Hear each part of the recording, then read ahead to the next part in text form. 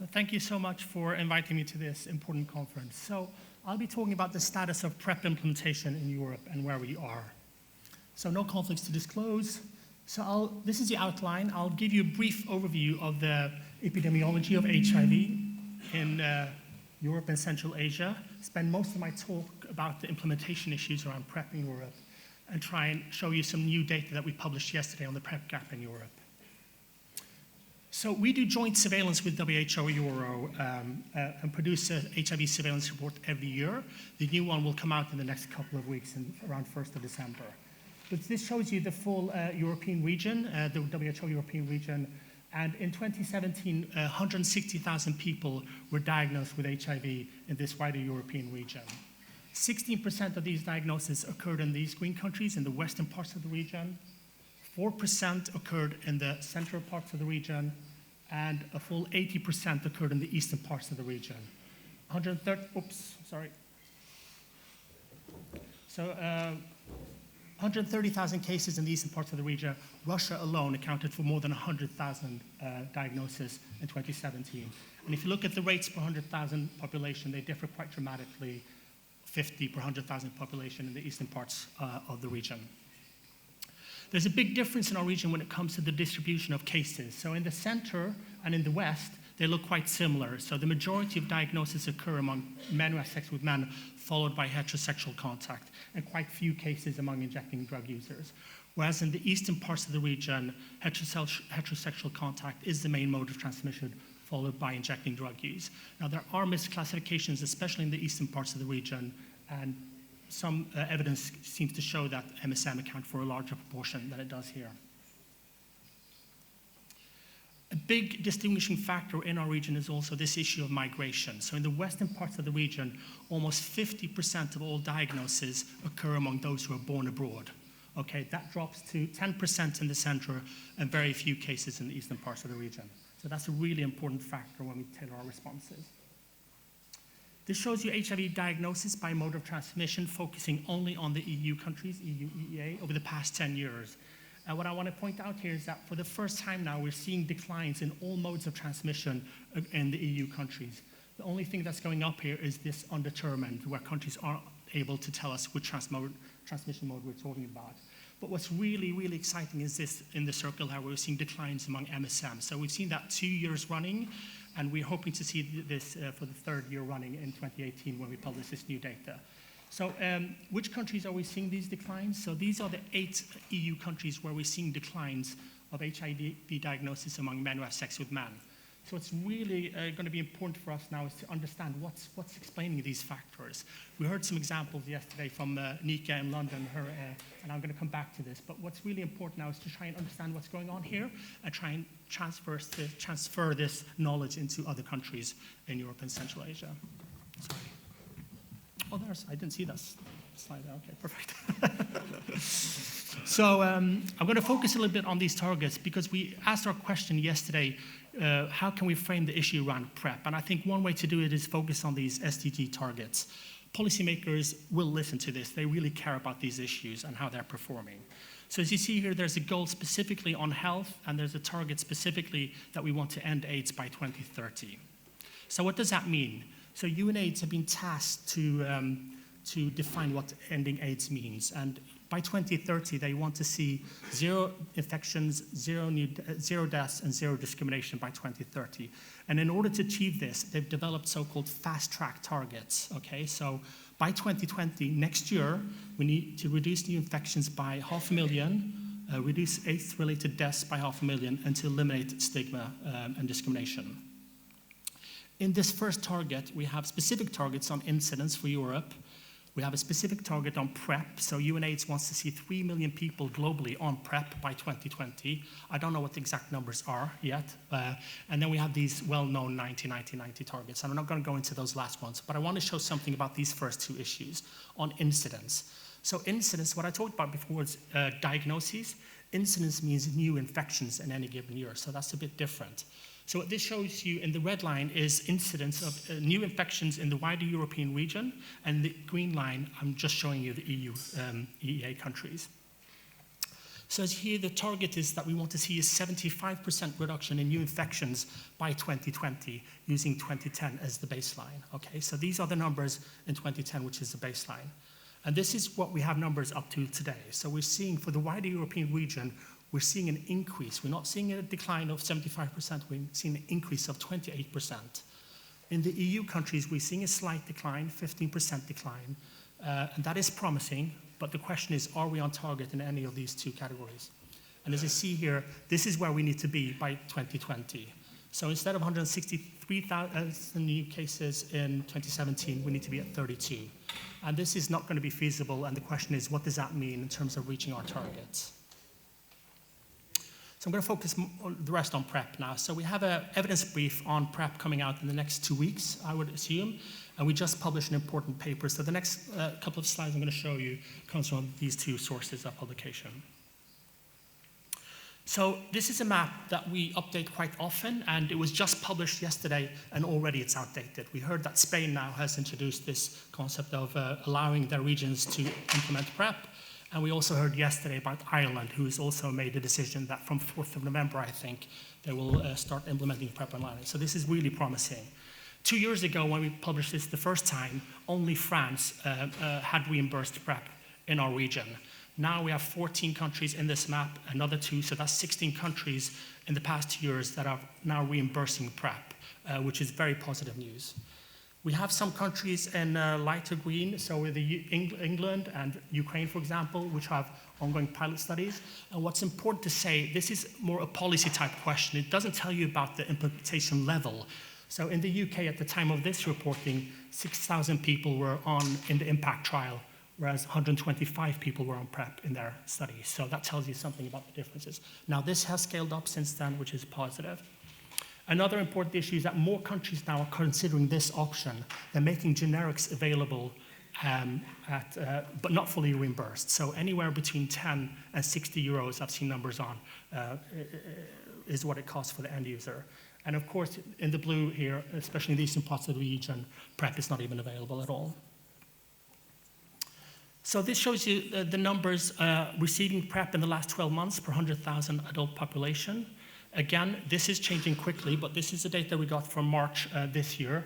So in the blue lines, we see those who are receiving PrEP at least once in the last 12 months. And out of those, in the red dots here, we're seeing those who receive it for the first time. So those countries that have data, we're seeing that the significant proportion of those on PrEP are receiving it for the first time in the past 12 months. So that tells us scale-up was very low before, it's increasing now, and most people now getting access to PrEP for the first time. In parentheses, you hear the actual numbers receiving PrEP. So when you look at the actual numbers, France, Germany, and the UK are those countries that have most people on PrEP. So we ask policymakers, why aren't you implementing PrEP? What is preventing you from implementing PrEP? And to nobody's surprise, issues around the cost of the drug itself, as well as cost of the service delivery, are two of the main barriers for implementing PrEP in Europe. So we hosted a meeting together with UNAIDS last November at ECDC, and the thing that kept coming up was this issue of cost. So countries asked us, following the meeting, to send them a short questionnaire to ask about what are they paying for costs for PrEP. We didn't expect to get much data because this is kind of sensitive information, so therefore I've taken away the country names here because it's quite sensitive. But the point I want to make here is that we're paying very different prices in our region. So as you see here, we have country A paying 150, so this is what governments pay, okay, for 1 month of prescription of PrEP. So country A pays 850 euros, and the last country here, 3.25 euros per month for tablets, so huge discrepancies. And last night I was looking at this again, I was cheating, so I was looking which countries responded here, and what really stuck out to me and what I want to point to you is this issue that I saw two countries here, country A and country T. So these are two neighboring countries in Europe, very similar cultures, both have publicly financed healthcare systems, okay? Country T actually has a higher GDP per capita and spends more on health. So this country spends more on health and has a higher GDP. Yet country A pays 850 euros for their PrEP, and this country pays 19 euros a month for their PrEP. And this doesn't make sense. So we've provided this data to these countries so they can use these kind of figures in their negotiation. This is very sensitive information, so that's why I can't show you which countries are paying what. But these countries know, they have this information now. So that's hopefully going to be helpful in their negotiation of prices. So Gennady shared this really great reports with me, so I just want to highlight them. I'm not going to have time to go into detail about this, but this shows you PrEP implementation in Eastern Europe and Central Asia. This report was published in 2017 or 2018, I believe, and this report is about to be published in November. And it shows you issues around scale-up of barriers and lots of specific information related to the situation in Armenia, Belarus, Georgia, Moldova, and Ukraine. So as I said, I'm not going to have time to go into this, but this is the guy you want to speak to at this conference if you know what's happening in this region. So this is an older study we did together with Hornet in 2017, and some of this information is still very valid, so that's why I want to share this with you. So as you know, Hornet really care about public health. They're allowing their platform for research, and many of you have engaged with them, and I encourage you to keep on doing that. We're going to keep on doing that. So this was a study we did in 2017 to try and understand how many people are on PrEP, because governments couldn't give us that data, so we wanted to go directly to people using Hornet. So we published this information. So in a very short period of time, we were able to reach more than 12,000 people in this study to ask questions around PrEP. So out of these respondents, we asked them, are you currently taking PrEP? And 10% said, yes, I'm currently taking PrEP. That's a very high number, and I'll show you the EMIS data, which is much lower. But of Hornet users in 2017, 10% used PrEP. So that's the same as in 2016 when we did this study the first time. So we asked them, where are you obtaining PrEP? And as you see here, speak quicker. Okay, I'll try and speak quicker. So as you see here, most people obtained their PrEP through their doctor, followed by internet. So these were the two main modes of how to obtain PrEP. And if you look at this division here, on the right-hand side, you see people who are obtaining PrEP formally, as we would call it, but the majority are acquiring PrEP informally, either through internet, their friends, using post-exposure prophylaxis as PrEP, or through other means. And of course, this has implications, as we know, for, are they being monitored appropriately? So the next question we asked is, are you telling your doctor that you are currently taking PrEP? And as you see here, a third of all respondents said they are not telling their doctor that they're on PrEP. And of course, this is really worrying, and this is why it's so important to put PrEP programs in place so we can do this in the correct way. And again, this is similar to the figures we had in 2016. So a third of respondents are not telling their doctors they are currently on PrEP. So some questions around indications for PrEP. So we're asking respondents here, have you taken post-exposure prophylaxis in the last 12 months? And out of those currently not on PrEP, 5% responded, yes, I've taken PrEP in the last 12 months. And if you now look instead at those currently on PrEP, that number increased to 45%. So this tells us that these people who are currently on PrEP had used PrEP to a much larger extent in the past, and hopefully now have transferred to PrEP. And that's what we want to see happening. Those at high risk should be moving from PrEP to PrEP. We asked if they had been tested for an STI in the last 12 months. And again, out of those currently not on PrEP, 70% said they had been tested for an STI. And if you look at those currently on PrEP, that increased to almost 90%. So that tells us what Gus said yesterday. People on PrEP test more often for STIs. Have you been diagnosed with an STI in the last 12 months? Out of those currently not on PrEP, 17% said they had been diagnosed. And out of those currently on PrEP, that increased to 48%. So again, this group, this group of people on PrEP are diagnosed to a larger extent with STIs. Have you used these chems during sex with men within the past 3 months? Out of those not on PrEP, 5% had engaged in chem sex. Out of those currently on PrEP, that increased to 28%. So again, though people on PrEP have engaged, take higher risk, it seems like, and therefore they're protecting themselves and using PrEP, and that's exactly what we want to be seeing.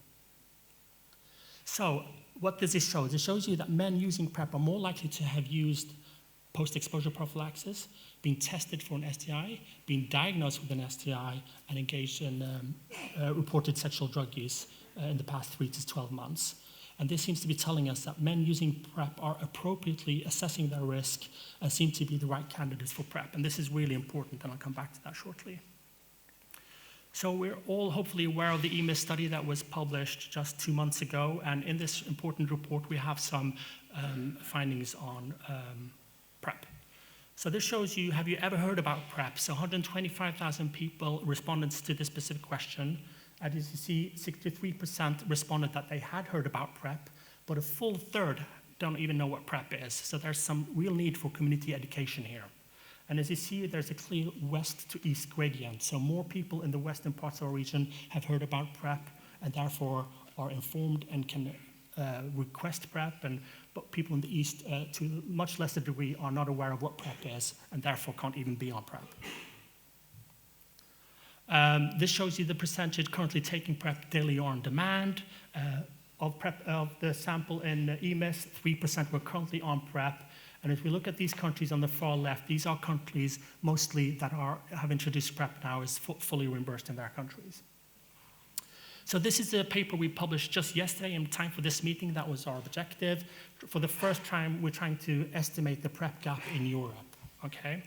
So this shows you EMIS data. I showed you this data before on the EMIS respondents currently taking PrEP daily or on demand, just showing it a bit differently. France and the UK are the 2 countries with the highest proportions.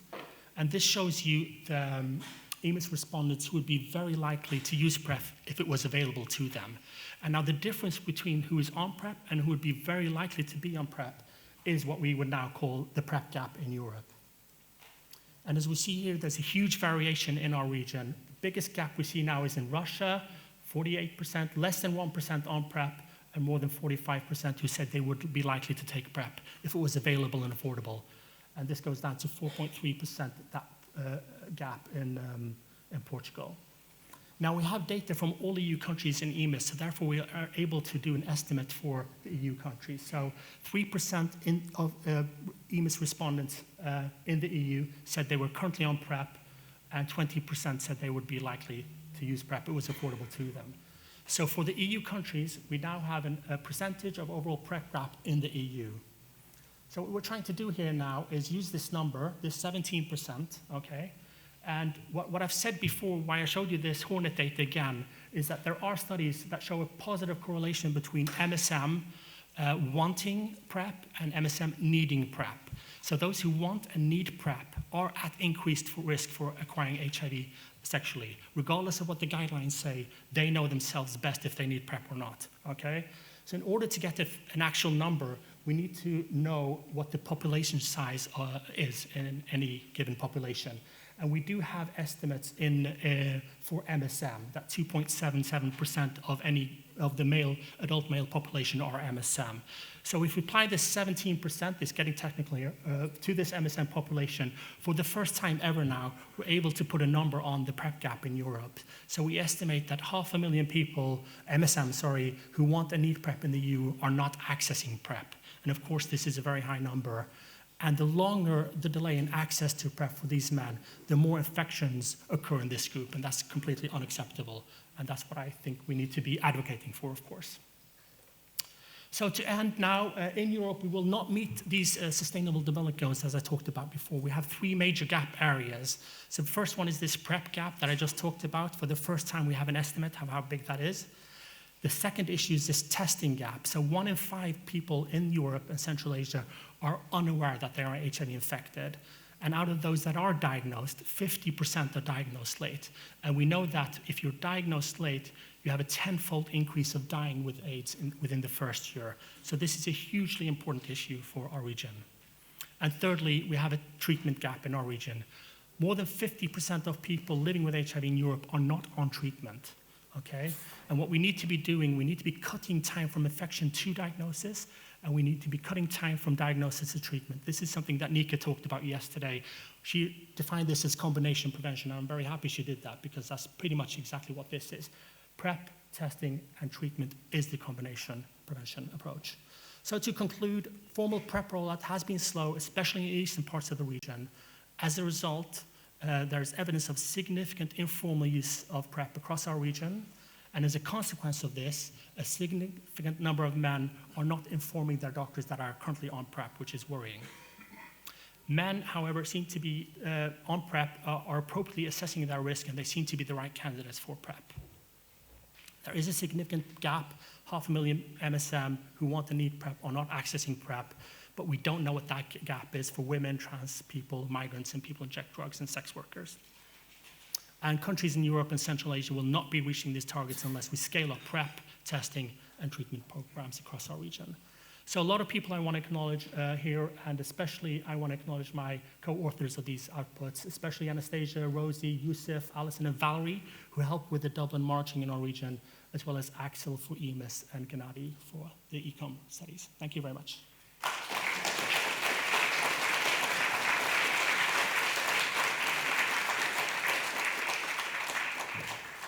Teymur, you were perfect on time in the 1 second, perfectly. I think we have time for 2 questions, and later other one. Yes, please. Remember to go to microphone and speak not so fast to translate it. Good morning, Mark. One question which leads to another one. When we speak about healthcare settings within the ECDC data, do we include pharmacies? So I'm just trying to understand, where did I say healthcare settings, in which context? Okay. So when you mentioned Malta, it said that PrEP is available in Malta within healthcare settings. PrEP is not available in Malta. We don't even have Truvada for people living with HIV. So if healthcare settings over there includes pharmacies, all well and fine. If not, that is an overt, blatant lie by the government. Okay. Second question, when there was the data from the Hornet about chemsex, so we had 2 pie charts, one people without PrEP and people are on PrEP. Yeah. Isn't there the risk that governments and advocates who are trying to push to introduce PrEP, that there's a risk that this data is used against us by arguing that there's going to be a causation rather than a correlation? Okay, so the first issue on PrEP. So as I understand it in Malta, and we've been instructed by a clinician and the Ministry of Health in Malta that generics are available in Malta. Okay, so you're saying it's not available, generics? In pharmacies. Okay, and I don't think I said in healthcare settings, did I say? Okay, so I need to revisit that. So doctors can prescribe PrEP generic, and you can get this in pharmacies. Okay, so I need to revisit that. The other issue on chemsex, I think much of the data I present can be misused, whatever we want, depending on what kind of philosophy you want to lean towards or not. I think it's critically important to show this data that men are taking responsibility for their sexual health and therefore are protecting themselves, since the governments are not providing PrEP to them who are at risk, whatever that risk is defined. In this case, it's chemsex. They are taking responsibility to a much larger extent. Those who are engaging in chemsex are using PrEP, and I think that's something that we should be applauding and not hiding. So. Great slides, Teymur. Thank you. I just sort of had a question. In terms of your assessment and sort of looking at different countries and different models of implementation, would you say there's 1 or 2 countries that would be sort of a model in terms of actually implementing and scaling up? I think you know that much better than I do, but it'd be good for you to have your personal reflection. So my personal reflection is I don't want to highlight the country because I think it's going to be so dependent on your specific local circumstances, on the legal context, on the healthcare delivery context in each country. So it's going to depend so differently on which societies you live in, on how you deliver PrEP. So that's why ECDC has decided not to develop guidance on PrEP, because we don't think it can be applicable to all countries. So we're going to be working on an expert opinion on how to, what are the minimum standards in terms of how you deliver PrEP, regardless of which country, and what are the minimum standards. But in terms of highlighting a country, I don't think we're going to do that. So. Thank you for the very interesting presentation. Gauhar Mirgenova, Global Health Research Center of Central Asia. I have a question. You mentioned that significant proportion of MSM on informal PrEP, and why people are still are staying on informal PrEP while formal PrEP is available? What is the main reason, and how they actually purchase drugs? Yeah. So again, I think a lot of people in this audience know that question better, but they're on informal PrEP because formally they can't get PrEP. Most governments, as I showed you on this map, do not provide PrEP formally. So some countries have included policies now where it's fundable. So in Spain, we just heard they put a decision now, it's up to the regions to decide. But that doesn't mean gay men or any person in Spain has access to PrEP. There's major barriers to getting access to PrEP. Many countries have generics, but it still costs 50 to 60 euros a month to acquire it. Many people can't afford that. And in most countries in blue, they don't even have access to PrEP. So that's why the majority of people are still informally using PrEP and not telling their doctors to a large extent. Thank you. Another question I wanted to ask. Can we move it to the discussion because we will Okay. have time for the speakers.